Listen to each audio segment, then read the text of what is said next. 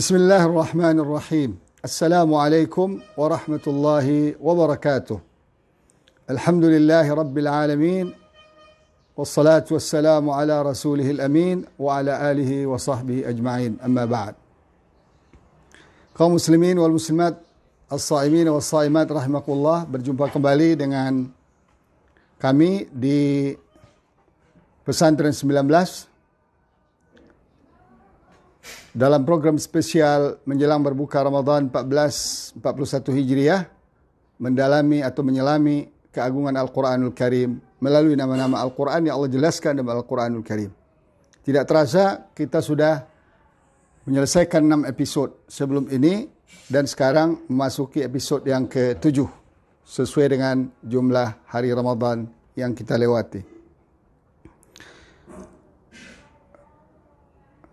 Sore hari ini kita akan bahas nama Al-Quran yang ke-7 terakhir terkait dengan nama Al-Quran atau sifat-sifat Al-Quran yang menggambarkan keagungan dan kebesarannya sendiri. Yaitu Al-Aziz atau Aziz. Allah menjelaskan dalam surat Fussilat ayat 41 sampai 42, A'udzubillahi minasyaitonir rajim. Innal ladzina kafaru al-batilu min baini yadayhi wa la min khalfihi tanzilun min hakimin hamid. Sesungguhnya orang-orang kafir kepada az-zikr yaitu Al-Quran, orang-orang yang menolak Al-Quran, mengingkari Al-Quran, tidak beriman kepada kebenaran Al-Quran yang datang kepada mereka, padahal sesungguhnya Al-Quran itulah kitabun aziz. Ya. Di sini Allah menguatkan dengan innahu, kemudian la kitabun aziz. Dua bentuk taukid penguatan di sini. Artinya sesungguhnya Al-Quran itu benar-benar kitab aziz. Tidak ada sedikit pun kebatilan di dalamnya. Dia diturunkan dari yang Maha Hakim dan Hamid, seperti yang sudah kita jelaskan sebelumnya. Makna Hakim dan makna Hamid. Kaum muslimin rahimakumullah. Untuk mengetahui aziz Al-Quran atau izzatul Quran, kita akan cari beberapa ayat Al-Quran sendiri yang terkait dengan kata aziz atau izzah. Sehingga dengan membaca atau memahami kata-kata tersebut, kita akan memahami makna aziz yang sebenarnya. Pertama, menunjukkan bahwa aziz sifat Allah Subhanahu wa taala, seperti Allah jelaskan dalam surah Al-Baqarah ayat 260. Wa idh qala Ibrahim rabbi arini kaifa tuhyil mauta qala wa lam tu'min qala bala walakin liyatma'inna qalbi qala fakhudh arba'atan min at-tayri fasurhunna ilayk thumma ij'al ala kulli jabalin minhunna juz'an azizun hakim.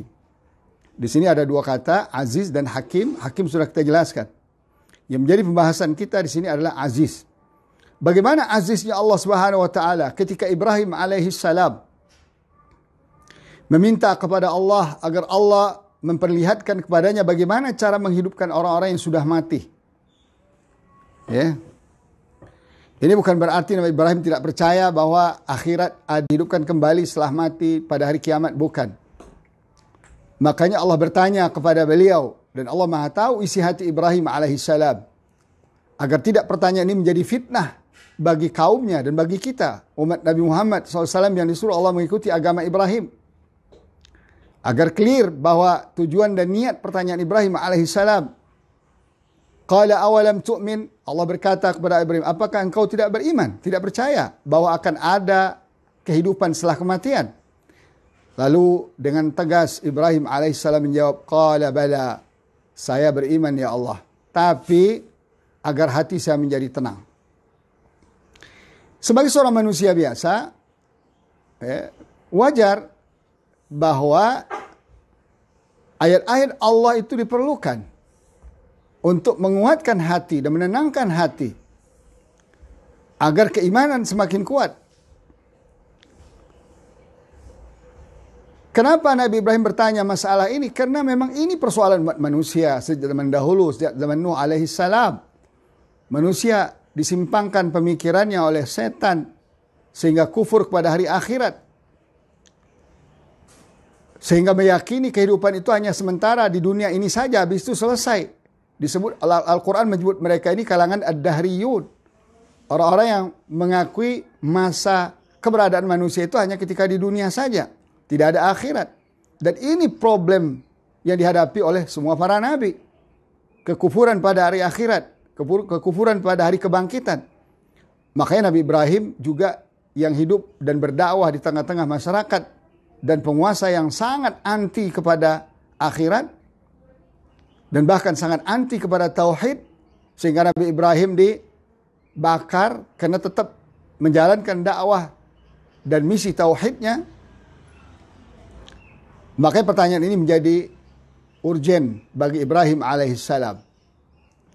Agar dia tidak ragu sedikit pun menjelaskan kepada umatnya, kepada kaumnya. Lalu dijawab oleh Allah Ta'ala. Hai Ibrahim, kalau engkau mau mengetahui betapa aku ini aziz dan hakim, cobalah kamu ambil 4 ekor burung, kemudian kamu cincang-cincang, kemudian kamu aduk-aduk, kemudian dibagi 4, diletakkan sebagiannya, 1/4-nya di satu gunung, 1/4 lain di gunung yang lain, atau bagi 4 itu di 4 bukit, 4 gunung, kemudian coba kamu panggil burung itu.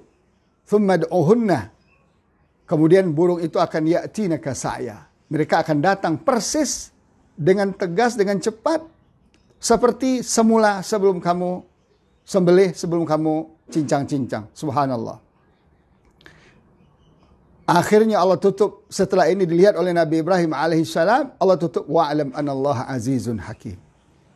Ketahuilah bahwa Allah maha aziz dan maha hakim. Nah dari sini kita bisa menangkap isyarat makna aziz. Yang nanti akan kita simpulkan dengan memang aziz itu sendiri dalam bahasa Arab luar biasa. Kemudian juga dalam Al-Quran kita temukan dalam surat At-Taubah bahwa kata aziz ini bermakna sifat Rasul sallallahu alaihi wasallam. Seperti Allah jelaskan surat At-Taubah ayat 28, laqad ja'akum rasulun min anfusikum azizun 'alaihi ma 'anittum harisun 'alaikum bil mu'minina raufur rahim. Sungguh telah datang kepada kamu seorang rasul mulia dari kalangan dirimu sendiri, dari manusia sendiri, bukan dari malaikat. Dia dipilih Allah dari suku Quraisy, dari bangsa Arab. Azizun 'alaihi ma 'anittum. Aziz baginya, atasnya apa yang kalian derita. Coba lihat. Rasulullah SAW selalu berupaya agar umat ini, umat manusia ini, umatnya ini, yang di akhir zaman ini tidak menderita. Nah di sini penderitaan apakah gerangan? Apa penderitaan ekonomi? Tidak. Karena di zaman Nabi SAW lahir dan di zaman SAW besar, itu ekonomi Mekah oke-oke saja. Karena mayoritas masyarakatnya rihlat syita'i wa saib, pedagang-pedagang handal, para importir, eksportir handal di zaman itu ke negeri Syam dan Yaman.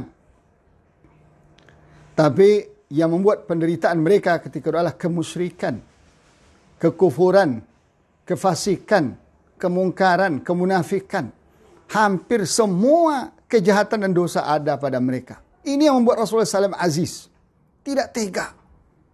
Yang membuat Rasulullah SAW sedih. Yang membuat Rasulullah SAW bekerja keras. Sampai-sampai akhir ayat dikatakan harisun alaikum. Rasulullah SAW itu sangat concern kepada kalian, kepada manusia umatnya, bahkan bil mu'minina raufur rahim. Terhadap kaum mukmin sangat penyantun dan penyayang. Kaum muslimin rahmatullah. Ini terkait dengan sifat Rasulullah sallallahu alaihi wasallam. Tentu tidaklah sama sifat aziz Rasulullah dengan sifat aziz Allah Subhanahu wa taala. Ini hanya menggambarkan betapa Rasulullah SAW punya sifat aziz. Allah punya sifat aziz dan Al-Quran yang Allah turunkan punya sifat aziz. Yang ketiga, menunjukkan Al-Aziz atau Izzah dalam Al-Quran menunjukkan pertolongan Allah yang spektakuler, yang tidak bisa dibantahkan atau dikalahkan, bahkan diundurkan oleh siapapun saat itu. Pertolongan Allah berikan pada Rasulullah SAW dan kaum muslimin ketika itu disebut dengan Nasran Azizah.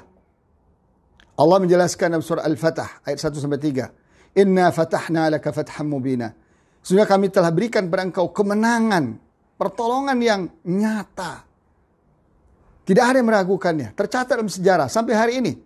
Yaitu Fathu Makkah. Dan diakui oleh kawan dan lawan. Dan diakui oleh seluruh dunia. Bagaimana Rasulullah SAW setelah diusir oleh mereka, tidak sampai 8 tahun setelah hijrah ke Madinah, Rasulullah kembali menaklukkan kota Mekah berdasarkan pertolongan Allah Subhanahu wa taala. Ini bukan karena kehebatan kaum muslimin ketika itu, tapi murni karena pertolongan Allah Subhanahu wa taala. Kemudian Allah menjelaskan, liyaghfira lakallahu ma taqaddama min dhanbika wa ma ta'akhkhar wa yutimma ni'matahu 'alaika wa yahdiyaka siratan mustaqima wa yansurakallahu nasran aziza. Agar Allah ampunkan dosa-dosamu yang telah lalu dan yang akan datang. Dan Allah sempurnakan nikmatnya kepadamu, kepada Muhammad. Sempurna sudah. Jadi Fathu Makkah itu sudah menunjukkan sebuah kesempurnaan nikmat yang Allah berikan kepada Rasulullah SAW terkait dengan Islam ini. Kemudian wa yahdiyaka siratan mustaqima. Allah berikan petunjuk kepada Rasulullah jalan yang lurus. Dan Rasulullah tidak akan pernah menyimpang kehidupannya dari yang sudah digariskan oleh Allah Subhanahu wa taala. Dan Allah tutup ayat 3 ini, wa yansurakallahu nasran aziza. Allah menolongmu dengan pertolongan yang aziza. Subhanallah. Kenapa Allah enggak katakan pertolongan nasran karimah contohnya? Atau nasran syarifah. Tapi Allah katakan nasran aziza. Nanti kita akan lihat kata aziz itu sendiri dalam Al-Quranul Karim, dalam bahasa Arab. Kemudian kita juga melihat dalam Al-Quran, ada dalam surat Al-Baqarah ayat 206. Ya, izzah atau aziz atau izzah ini juga berlaku untuk suatu kejahatan. Seperti yang dikatakan Allah terhadap orang-orang yang boleh dikatakan kepala-kepala geng kejahatan di zaman Nabi SAW, di zaman para Nabi. Ciri-ciri mereka, selalu berceritakan ciri-ciri mereka banyak. Ya. Di antaranya apa? Paling pandai berbicara tentang hal dunia. Ya. Kalau bicara soal dunia, soal uang, soal bisnis, seakan-akan mereka lah orangnya. Padahal hati mereka penuh dengan kemusyrikan dan kekufuran. Sampailah di antaranya Allah jelaskan ayat 206, wa idza qila lahu taqillaha akhadhathul izzatu bil itsm fa hasbuhu jahannam wa la bi'sal mihad. Dan apabila dikatakan pada mereka, ittaqullah, takutlah kalian kepada Allah, bertakwa kalian kepada Allah, tinggalkan kejahatan itu, tinggalkan kezaliman itu, tinggalkan korupsi itu, tinggalkan perampokan harta negara itu, tinggalkan berbagai macam bentuk kemusyrikan yang akan merusak diri kalian sendiri, kekufuran yang akan menghancurkan, dan kemunafikan yang akan mengotori diri kalian sendiri. Apa kata mereka? Akhazathul izzatu bil itsm. Dia akan menanggapi persoalan seruan takwa Allah itu dengan berbangga dengan berlaku dosa, berbuat dosa. Artinya siapa yang bisa melawan saya? Siapa yang bisa menghentikan saya? Nah, sekarang coba lihat kaum muslimin rahimakumullah. Virus corona bisa menghentikan semua dosa dan kejahatan. Bayangkan Las Vegas yang terkenal, beromset miliaran dolar itu berhenti total. Yang di dalamnya ada semua bentuk dosa. Judi, pelacuran, dan sebagainya ada di sana. Sekarang berhenti. Nah, orang-orang seperti ini ketika diingatkan ittaqillah, dia mengatakan siapa yang bisa melarang saya berbuat dosa? Saya punya kapal pesiar, di sana ada judi. Saya punya hotel di sana ada judi, ada pelacuran. Saya di backing oleh jenderal-jenderal, bahkan saya di backing oleh penguasa. Ini orang-orang yang disebut dengan antek-antek atau kepala kejahatan. Di Quran dikatakan a'immatul kufur atau akabira mujrimiha, pembesar-pembesar kejahatan itu. Nah, orang seperti ini walaupun dia lepas dari azab Allah di atas muka bumi ini, dia akan dimasukkan Allah ke dalam jahanam. Fahasbuh. cukuplah bagi dia berkata seperti itu, ya, untuk menjamin dia jahannam, tempat dia jahannam. Wala bi'sal mihad, dan itulah tempat kembali yang paling buruk. Wal iyadu billah. Kemudian yang kelima adalah al-izzah atau al-aziz, juga dalam Al-Quran kita temukan sebagai lawan kata dari az-zul atau al-hawan atau idlal. Zul kehinaan, idlal menghinakan. Oleh karena itu kita lihat Allah membongkar salah satu sifat orang-orang munafikin di Madinah ketika itu. Ya. Salah satu sifat mereka berkata, selalu menilai sesuatu atau memberikan value, penilaian terhadap sesuatu itu berdasarkan materi. Jadi orang ini hina karena tidak ada materi, karena hidup miskin susah. Orang ini hebat karena kaya, karena menguasai berbagai macam bentuk bisnis. Dan uangnya banyak. Harta bendanya melimpah. Makanya orang-orang munafik ketika itu mengatakan, yaquluna la irja'na ila al-madinati la yukhrijanna al-'azzu minha al-adl. Nanti kalau kita kembali ke Madinah, kita akan diusir oleh orang yang a'azzu, orang-orang yang lebih aziz kepada orang yang adal, hina. Ini ceritanya kepada bangsa atau keturunan Yahudi Mustalik ketika itu. Dia tidak mau bergabung dengan jamaah Rasulullah SAW. Dia melihat bahwa jamaah Rasulullah SAW adalah orang-orang yang hina, tidak sementereng mereka, tidak sekaya mereka. Nah, lalu Allah jawab, walillahil izzatu wali rasulihi wal mu'minin. Izzah itu hanya dimiliki oleh Allah, oleh Rasulullah dan kaum mukmin. Walakinnal munafiqina la ya'lamun. Surah Al-Munafiqun ayat 8. Tapi disayangkan orang munafik ini tidak mau faham juga, tidak mengerti juga bahwa izzah seseorang tidak dikaitkan dengan berapa jumlah harta yang dia miliki, tapi seperti apa iman yang dia miliki. Makanya Allah tegaskan, tidak ada itu orang munafik, orang kafir, orang musyrik, sekaya apapun, sebesar apapun kekuasaannya, punya kemuliaan. Tidak ada. Punya izzah, punya harga diri. Tidak ada. Yang punya itu hanya Allah, Rasulnya, dan orang-orang yang benar-benar mukmin. Nah, kaum muslimin rahimakumullah, dari ayat-ayat tersebut, agar bisa mendekatkan pemahaman kita kepada kata aziz Al-Quran atau izzatul Quran, kita akan petikan sedikit tentang makna kalimat al-izzah fil Arabiyyah. Makna kalimat al-izzah atau aziz dalam bahasa Arab. Dan ini saya kutip dari Al-Imam Ibnul Jauzi rahimahullah, menjelaskan dalam kitabnya Zadul Masir fi ilmi tafsir. Beliau mengatakan ketika membahas kalimat aziz atau izzah, ada 3 makna yang terkandung dalam kalimat izzah atau aziz itu. Pertama, al-ghalabah, yaitu dominasi, dominan. Ya, sangat dominan. Yang kedua, asyiddat wal quwwah, kuat dan keras. Dan yang ketiga, bimakna nafasatul qadri atau rif'ah, yaitu ada ketinggian, ada keindahan dan ketinggian. Nah, dari sini kita bisa lihat dan kita bisa buktikan Al-Quranul Karim.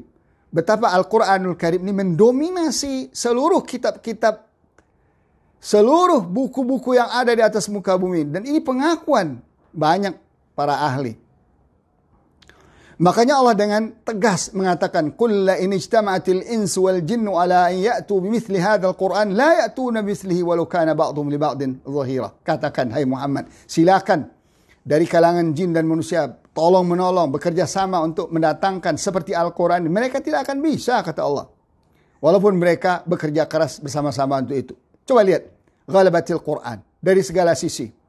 Bagaimana Al-Quran mendominasi sistem-sistem kehidupan yang ada di dunia ini. Dan bahkan yang sangat fantastis lagi, akhir-akhir ini, 20 tahun belakangan ini, ditemukan dominasi Al-Quran terhadap ilmu-ilmu pengetahuan modern, scientific modern. Apakah itu tentang ilmu embriologi? Apakah itu tentang ilmu falak, astronomi, dan ilmu-ilmu lain? Termasuk sekarang sudah dipelajari ilmu-ilmu tentang hukum-hukum perdata dan pidana. Bagaimana Al-Quran selalu mengungguli. Allah katakan Al-Muhaimin, yang mendominasi dan mengungguli semua hasil karya-karya manusia atau karya-karya kitab sebelumnya yang diklaim yang datang dari Allah Subhanahu wa taala. Kemudian juga Quran bermakna syiddah wal quwwah. Aziznya Quran bermakna syiddah al quwwah. Tidak bisa dilawan, tidak bisa dikalahkan. Bagaimana kuatnya Al-Quranul Karim. Bayangkan seorang penelitian, seorang ahli jiwa meneliti tentang kekuatan suara Al-Quran saja, itu tidak bisa ditandingi oleh yang lain. Orang barat taunya musik. Musik itu bisa menyembuhkan, tapi dibanding Al-Quran ternyata tidak ada apa-apanya. Seorang ahli jiwa mencoba memperdengarkan pasien-pasien yang sakit jiwa kepada Al-Quran dibagi 3. Kepada orang yang faham Al-Quran, bahasa Arab. Kepada orang yang tidak faham Al-Quran, tapi dibacakan translate-nya, artinya. Kepada orang yang tidak faham Al-Quran, tapi tidak dibacakan translate-nya. Subhanallah. Pengaruhnya apa? Luar biasa. Kepada orang yang faham Al-Quran. Lebih dari 99% terjadi kesembuhan dalam dirinya. Benarlah Allah katakan, walladzina amanu wa tatma'innu qulubuhum bidzikrillah. Alladzina amanu wa tatma'innu qulubuhum bidzikrillah. Ala bidzikrillah tatma'innul qulub. Orang-orang beriman, tenang hati mereka. Karena sumber penyakit jiwa itu adalah ketika jiwa goncang, tidak ada rasa kenyaman, ketenangan, mulai gelisah, mulai stres, gelisah, depresi, dan bahkan sampai kepada tingkat bunuh diri. Waliyadzubillah. Tapi baca Al-Quran kata Allah apa? Ala bidzikrillah tatma'innu. Dengan berzikir kepada Allah, hati akan tenang. Di antara zikir yang paling besar menurut ulama adalah membaca Al-Quran. Makanya kita baca Al-Quran, faham tidak paham baca. Tapi jangan bertahan dengan ketidakfahaman itu. Harus faham, berusaha untuk faham. Dan itu akan lebih dahsyat.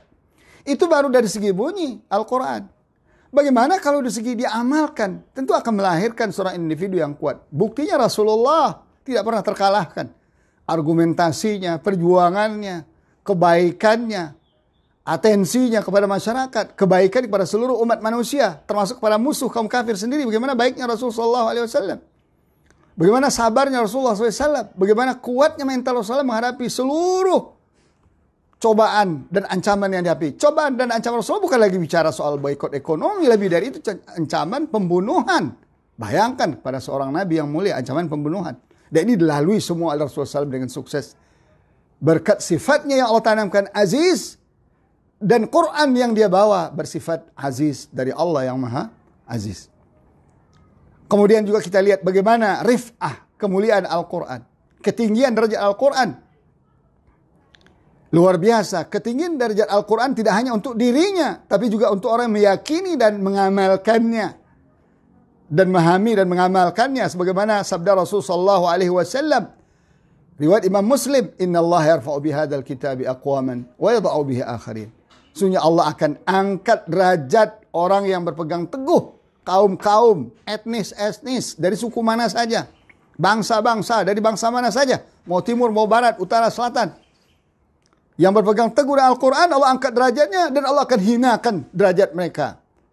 Bagi yang tidak berpegang teguh Al-Quran. Coba kita lihat sekarang umat Islam, mana kemuliaan mereka, mana derajat mereka, mana ghalabah mereka, dominasi mereka, mana kuwah, syiddah mereka, kekuatan mereka, mana kemuliaan mereka di hadapan dunia. Tidak ada. Kenapa? Karena mereka jauh dari Al-Quran.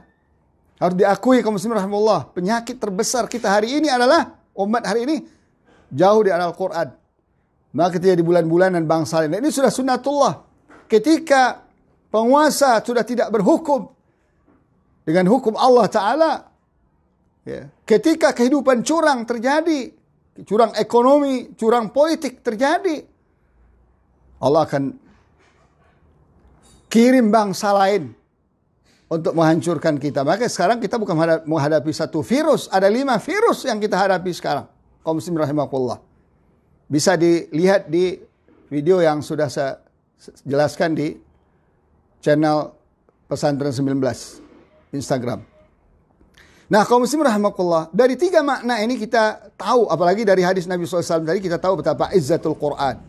Quran itu izzah, Quran itu luar biasa. Izzahnya itu adalah punya sifat dominan, punya sifat kuat, punya sifat indah dan tinggi derajatnya. Tentulah kalau Al-Quran diturunkan oleh yang Maha Aziz. Dan Al-Quran sendiri sifatnya aziz. Dan Nabi yang menyampaikannya sendiri dari Allah sifat aziz. Tentulah umat yang mengimani, memahami, membaca, dan mengamalkan, dan mengajarkan, dan mendakwahkan Al-Quran ini juga akan menjadi umat yang aziz. Ummatun azizah. Ini yang disebut dengan izzatul islami wal muslimin. Pada kali ini kita juga akan menukil ucapan seorang ilmuwan dari Jepang tentang Al-Quranul Karim. Beliau adalah Profesor Yoshihide Kozai. Dia adalah seorang direktur Gunma Astronomical Observatory dan mantan direktur National Astronomical Observatory of Japan. Dia menghabiskan hampir separuh hidupnya untuk meneliti dinamika langit hingga dikenal sebagai mekanisme Kozai. Mekanisme ini menggambarkan titik orbit asteroid yang sekarang digunakan dalam studi tabrakan galaksi dan exoplanets. Dalam pengamatannya terhadap pembentukan bintang, nah ini beliau mengamati gimana dulu kira-kira bintang planet ini bisa terjadi. Beliau berasumsi bahwa bintang ini terbentuk dari asap. Asap berkumpul di bagian luar yang terlihat kemerah-merahan sebagai awal dari kumpulan panas. Asap yang berkumpul dengan kepadatan yang tinggi menghasilkan sinar. Karena itu bintang yang bersinar seperti yang kita lihat sekarang terbentuk dari asap yang menghiasi alam semesta. Jadi coba kita lihat bintang menghiasi alam semesta. Dalam Quran juga dikatakan bintang sebagai tempat petunjuk jalan. Dan juga sebagai hiasan langit. Kata beliau, para ilmuwan lain menyatakan itu adalah asap yang berkabut. Namun Kozai mengatakan, kabut tidaklah cocok untuk menggambarkan asap tersebut. Sebab kabut memiliki sifat dingin, yang khas dingin. Ya. Sedangkan asap kosmis agak panas. Jadi beliau katakan teori yang mengatakan itu dari kabut, kurang kuat argumentasinya. Lalu beliau ini bertemulah dengan salah seorang ilmuwan muslim, ulama muslim asal Yaman, Syekh Abdul Majid Zindani. Beliau sekarang masih ada. Masya Allah. Luar biasa Syekh Abdul Majid Zindani ini. Yang menyajikan sejumlah ayat Al-Quran yang menjelaskan awal mula alam semesta dan langit. Serta hubungan bumi dan langit. Bagaimana Syekh Abdul Majid Zindani menjelaskan ayat-ayat terkait dengan penciptaan alam semesta. Ya, bagaimana menjelaskan awal alam semesta ini terjadi. Bagaimana langit. Bagaimana hubungan bumi dengan langit.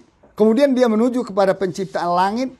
Jadi kemudian dijelaskan oleh Syekh Abdul Jundani satu ayat surat Fussilat ayat 11 dengan artinya kemudian dia Allah menuju kepada penciptaan langit. Dan langit itu masih merupakan asap. Nah, benar kan? Seperti teori ilmuwan ini kan? Lalu dia berkata kepadanya dan kepada bumi, kepada langit dan bumi, datanglah kamu berdua. Ya. Coba datang, ya. Kemudian keduanya menuruti perintah sistem saya. Lalu keduanya menjawab, kami datang dengan suka hati. Nah, ayat itu membuat Kozai heran, sekaligus takjub luar biasa. Apalagi setelah mengetahui bahwa Al-Quran diturunkan pada 1400 tahun yang lalu, lebih 1400 tahun yang lalu, subhanallah. Padahal dia baru memahami ilmu angkasa, ilmu astronomi belakangan. Menurut dia, Al-Quran menggambarkan alam semesta seperti yang terlihat dari titik pengamatan tertinggi. Nah, apa kata beliau? Saya sangat terkesan dengan menemukan fakta-fakta astronomi yang benar dalam Al-Quran. Dan bagi kami, para astronom modern yang telah mempelajari potongan-potongan yang sangat kecil dari alam semesta ini, kami telah memusatkan upaya kami untuk memahami bagian yang sangat kecil. Karena dengan menggunakan teleskop, kita dapat melihat hanya sedikit bagian dari langit tanpa berpikir tentang seluruh alam semesta. Jadi dengan membaca Al-Quran, coba lihat, kata beliau, dengan membaca Al-Quran dan dengan menjawab pertanyaan-pertanyaan, saya pikir saya dapat menemukan jalan masa depan saya untuk investigasi alam semesta. Luar biasa. Jadi beliau mendapatkan ilmu yang akan pasti menurut beliau ditemukan dari pertanyaan-pertanyaan yang masih belum terjawab hari ini melalui Al-Quranul Karim. Karena itu Kozai percaya bahwa Al-Quran tidak mungkin berasal dari manusia, tapi sang pencipta. Subhanallah.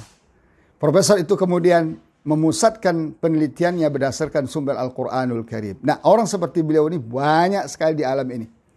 Lembaga Pengkajian Saintifik Al-Quran dan Sunnah yang berpusat di Makkah bercerita bahwa beliau pernah mengadakan seminar saintifik Al-Quran dan Sunnah di Moskow, menghadirkan para ilmuwan-ilmuwan komunis, ilmuwan-ilmuwan besar. Di saat itu juga 6 orang ilmuwan komunis itu masuk Islam. Subhanallah. Inilah Al-Quran Al-Aziz. Maknanya ada 3 di Al-Aziz yang harus kita ingat. Al-Ghalabah, mengungguli atas segala bentuk fikiran, karya siapapun di alam semesta ini. Kemudian dia bersifat kuat yang tidak bisa dikalahkan. Kemudian dia punya nilai-nilai ketinggian. Bayangkan di bulan Ramadan ini dan seterusnya, kalau Al-Quran bisa kita install ke dalam diri kita, otomatis kita akan menjadi manusia yang aziz pula, insya Allah. Demikian, semoga bermanfaat. Ketemu lagi besok di program yang sama.